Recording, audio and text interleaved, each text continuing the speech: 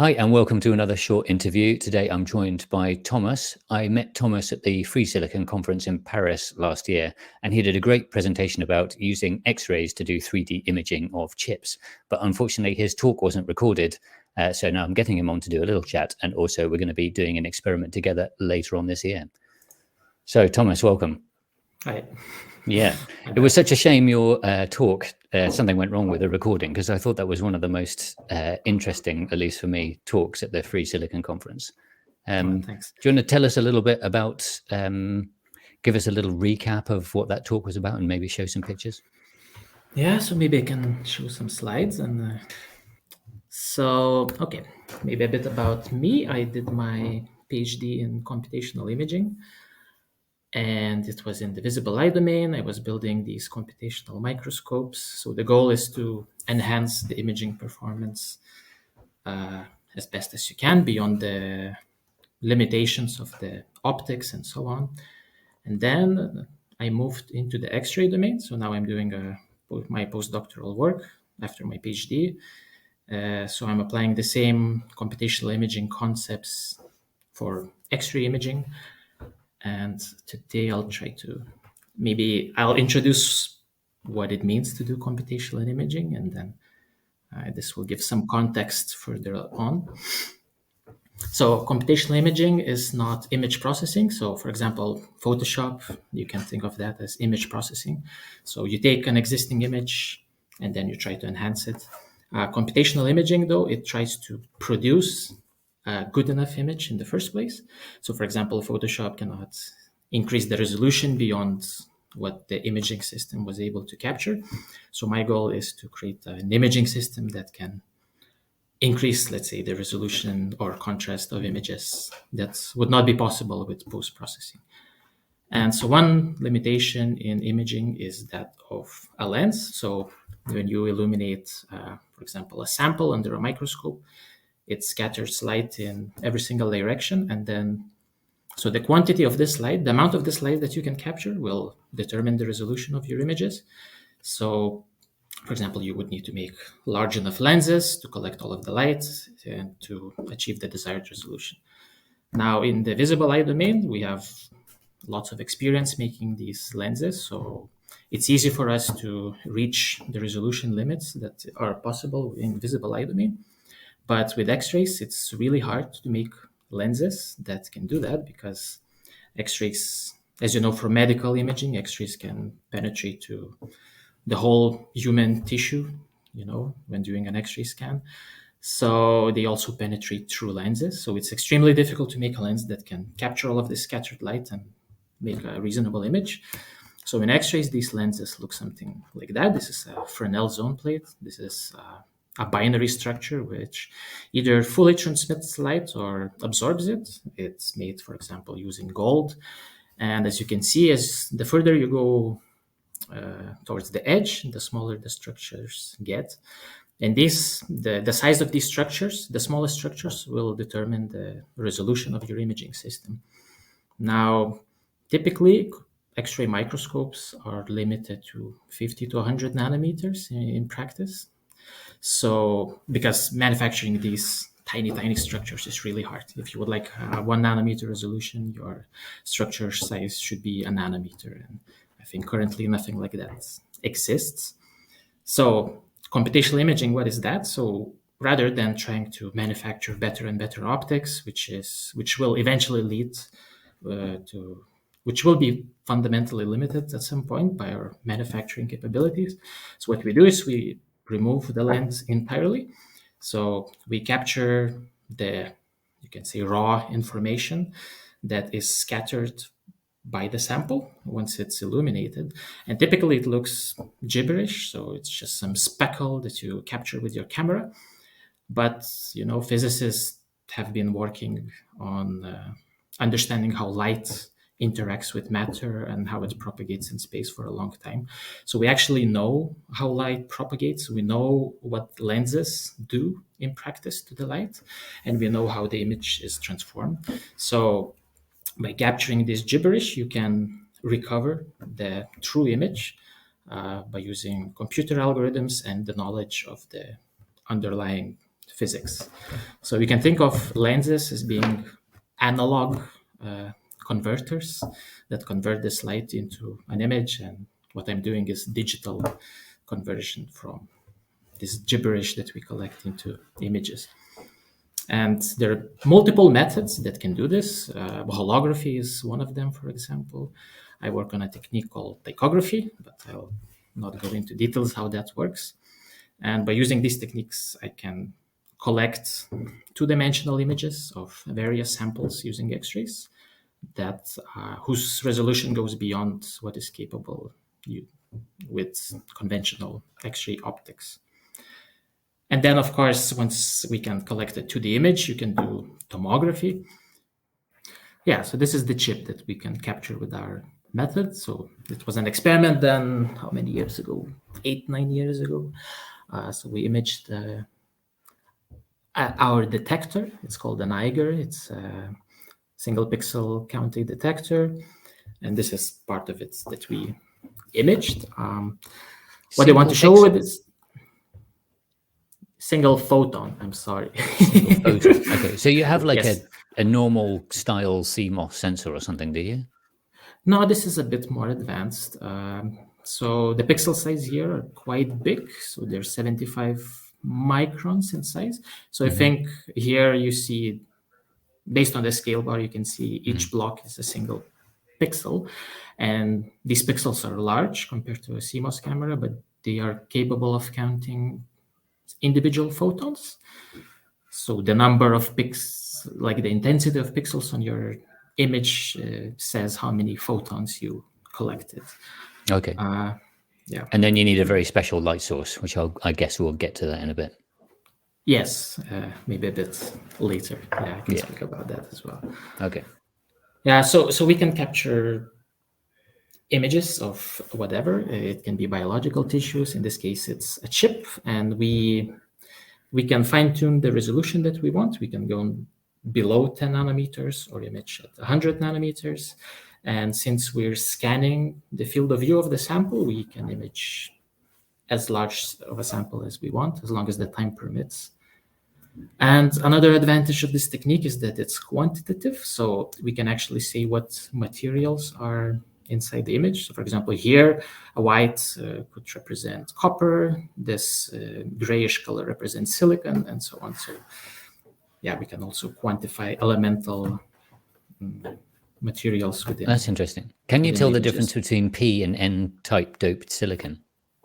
Yeah, we were wondering about that, and we thought maybe, but it's questionable. It's very small, the difference. The difference, yeah. The impurities are so rare. Yeah. Yeah. Well, we need good contrast in the first place. For example, why I like imaging chips is because it's copper that's highly scattering. Well, copper or some other metal, and silicon, which is really weakly scattering. So this difference between materials makes it very nice to capture nice images for us. Nice. Okay, and this is 2D. And basically, the way we do 3D imaging is, I can show it here. Yeah. I remember seeing this at the Free Silicon Conference, and I was like, what the hell? This is amazing. I think one thing that's really interesting for chip designers is that we're used to seeing the GDS. You know, we often write in Verilog, so we're like one abstraction away. Then it gets turned into standard cells. So that's another abstraction. And then when you're looking at, and you don't even need to even open the GDS files, but I like to, because I like the image you've got in the background here is a 3D render, but it's of this perfect GDS file. But then when you see like what you've achieved here, is the reality is that things aren't just like completely square. There's a 3-dimensionality. Things have soft corners. Things are kind of squashed together a bit. You know, it's not perfect. It's a real structure, and I think it's really interesting to see that. Yeah, the random could also be parts, a fault on our side. Maybe the reconstruction didn't fully work, or the resolution is a bit less than it should be, so stuff appears blurry. But in cases, we can see defects. Yeah, so they're actually visible and identifiable. Okay. So to get the 3D imaging, you have to rotate the sample. Yeah, basically. So it's like the medical computed tomography. You rotate the camera around the human and capture images from multiple angles. Here we rotate the sample instead, and we use this computational technique at each angle to get the so-called projection or an image, and then you can render a three-dimensional volume from that. It's when the slice goes through, it's so cool seeing the vias to the different layers. We have a bigger video now. Yeah, so Oh yeah.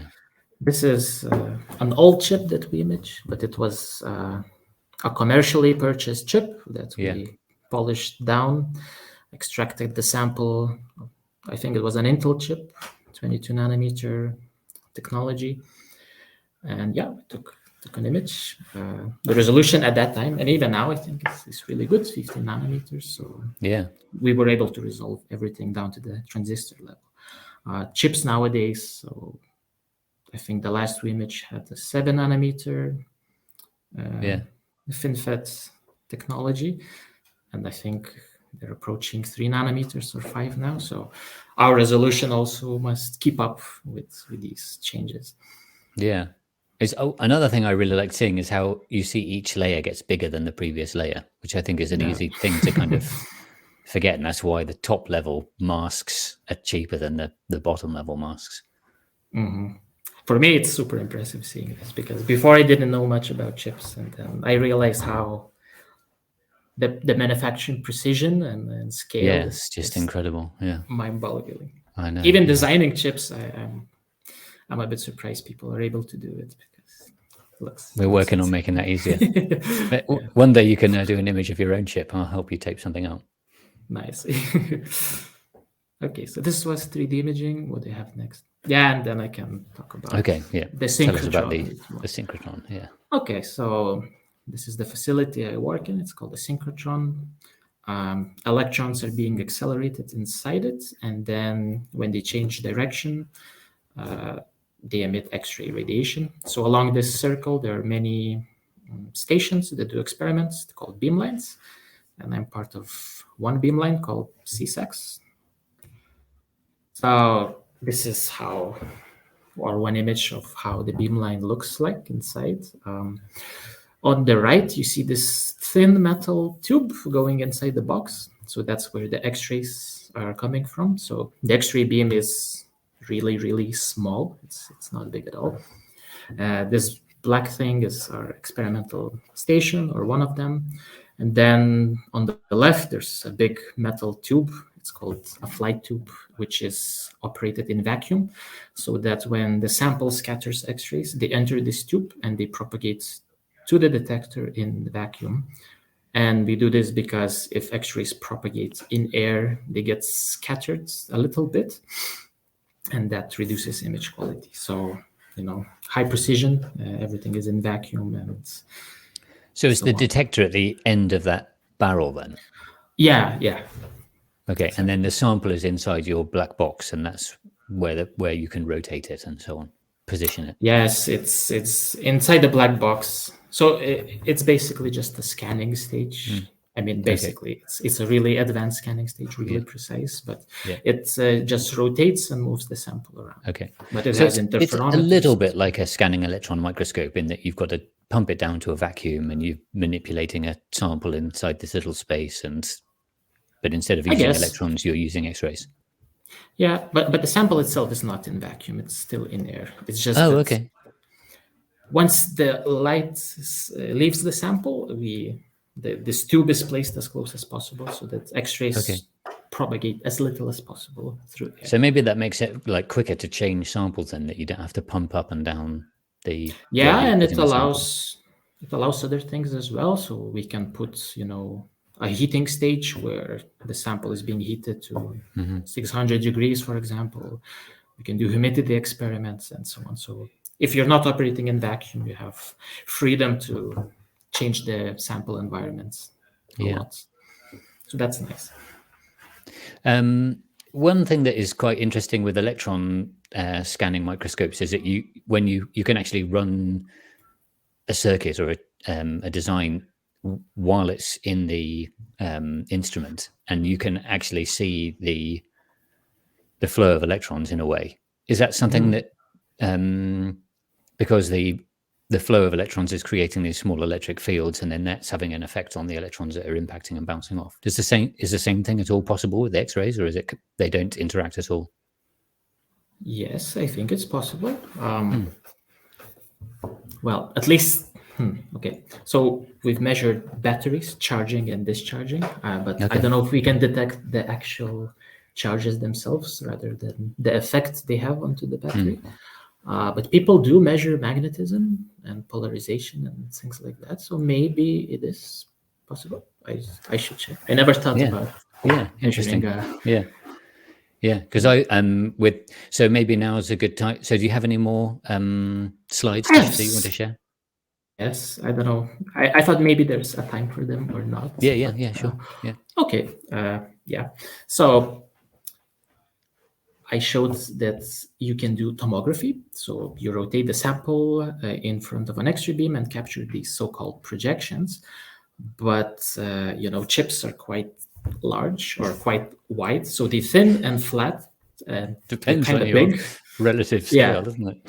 Yeah. So, but let's say a chip is a centimeter. So the X-rays at the energies that we're using, they cannot easily penetrate to so much material.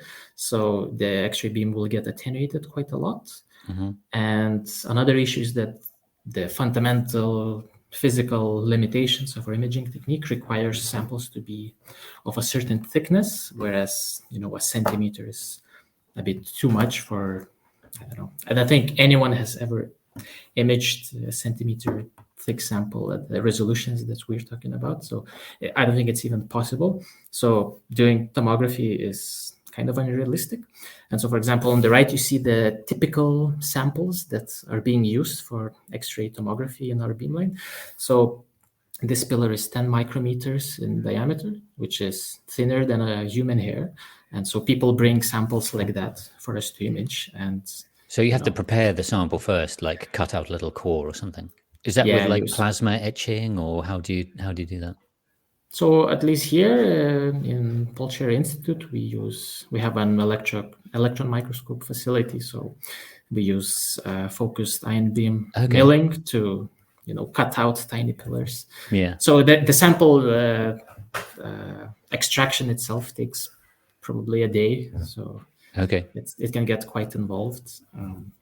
So what we're going to do for our experiment is use a different configuration called laminography. So the sample gets rotated at an angle. So now the X-ray beam only goes through a relatively thin portion of the chip.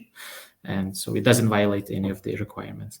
And now we'll take the dye that you gave us, and then we'll polish it down such that we're only left with the active layer where the circuitry is. And that's maybe, I don't know, up to 20 microns thick. So it's super, super thin. So we'll prepare a wafer like that and image in this nice configuration. So here, basically, we can scan as long as we want. And we'll be able to move around the chip to focus on different designs. Yeah. Yeah, and I even, So, and that's the video that we once got. What is it, 3 years ago, using this laminography technique. So we took an overview of the whole chip at a low resolution, and then we found the region that we like, and then we imaged it at a high resolution. So this disk is the high resolution imaging result. Yeah. And here you can resolve stuff down to the transistor layer. People even identified some. You can see the standard cells, yeah. Wow. So here you can see everything in 3D. You can go through all the layers down to the transistors. People identified an inverter circuit. Yeah. This is quite cool. So here, this tiny pillar where the transistors were resolved, I think it was 40 micrometers, in diameter.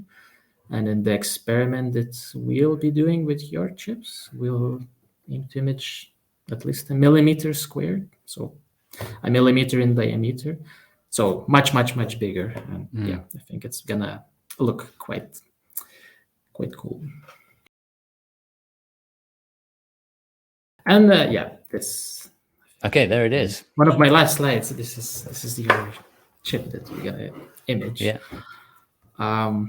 Yeah, and so what I want to emphasize is that during the experiment, there are 3 variables that you need to keep in mind. So that's the field of view, resolution, and time. And you typically can, so if you want high resolution imaging, the field of view must be low, or if you want to increase the field of view at a high resolution, the time will decrease and so on.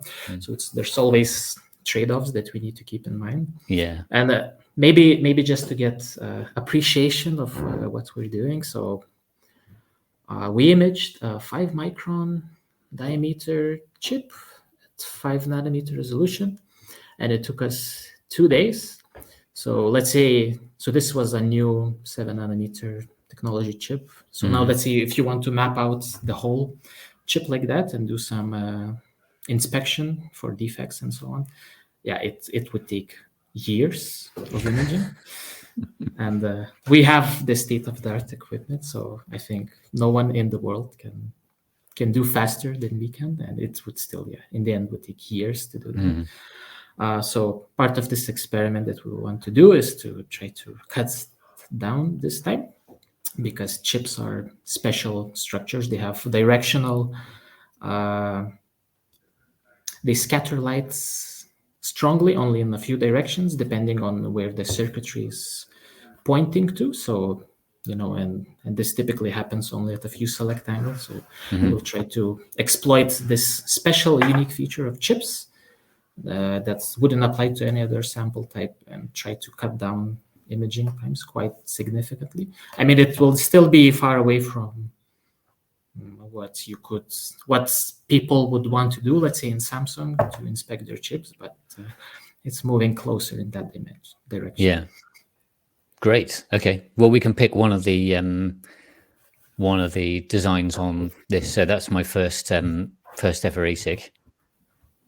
We can pick one of the designs and then do a kind of a low resolution quick scan to get the whole design in, and then maybe like focus in on like a few standard cells and try and get a really, because Sky 130 is a really big, like relatively old technology. So with the resolution that you have, we should be able to get a really nice understanding of the actual manufacturing, see like how close it matches the GDS that we gave.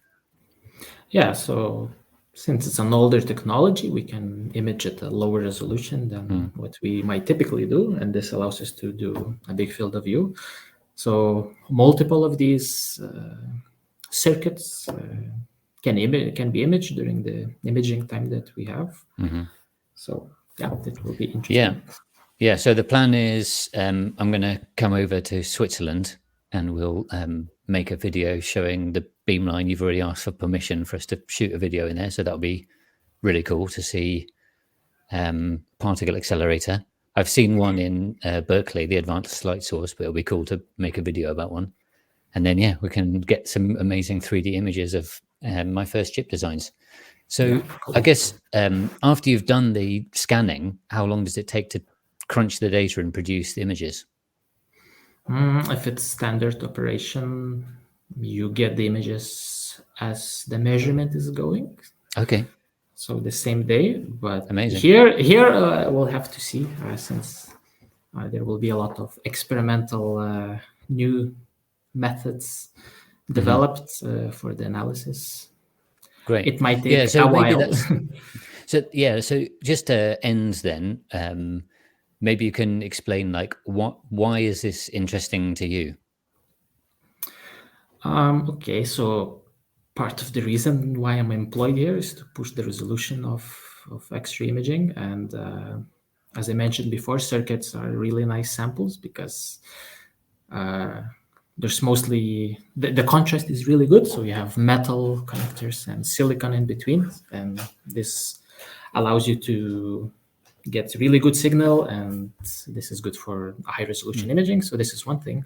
Yeah. And just from the standpoint of intellectual interest, I find chip inspection kind of interesting. It's nice to look at, and I think there's a big need in at least for the industry, to be able to do defect analysis. So I don't know. It's just an intellectually stimulating problem to solve. But why these chips? Why these like ones made with an open source PDK? And like, is there anything special about them for you, or it doesn't really matter? It does matter. I like that there's the GDS that I can access. So having the Normally design, you just have the sample, you don't have the design files. yeah, normally you buy something from the shop and you have no idea what's inside, what the materials are. So yeah, it's a bit strange. And I think if you have the design files, so this opens up a lot of opportunities to optimize your imaging. And optimizing imaging for chip inspection is crucial. And so for me, it's very nice that I can have the GDS and be able to do something cool with it. And and publish it without restriction. Yes, true. Great. Okay. So yeah, I'm really looking forward to coming over and seeing what happens. Run the experiment. And I hope you like it. Yeah, definitely. I'm so excited. And thanks very much for your time doing this little kind of intro video. If people are interested to find out more about you or your work, how can they get in contact? I guess you can try Googling my name. Okay. There's not many of me. Maybe 2 in the world. Yeah. Okay. That should be enough. Thanks. Great. Well, thanks again for your time, Thomas. And yeah, really looking forward to it.